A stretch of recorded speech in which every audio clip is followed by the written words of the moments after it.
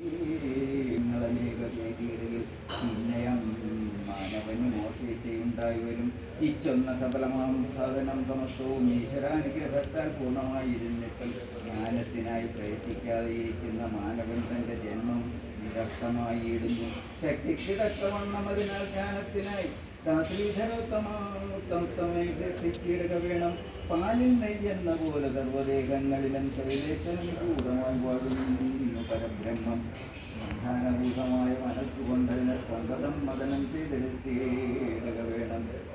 നരേന്ദ്രമോദി ജ്ഞാനം ലഭിച്ചാൽ സുഖകൃത്യനായി തീരുമെന്ന് വേദാന്തം പോഷിക്കുന്നു. ഒക്കെയും നിന്നോട് ഞാൻ ചുരുക്കി പറഞ്ഞതു കേൾക്കുവാനിനി എന്തോന്നാഗ്രഹിക്കുന്നു ഭവാൻ. ഒക്കെയും നിന്നോട് ഞാൻ ചുരുക്കി പറഞ്ഞത് കേൾക്കുവാനിനി എന്തോന്നാഗ്രഹിക്കുന്നു.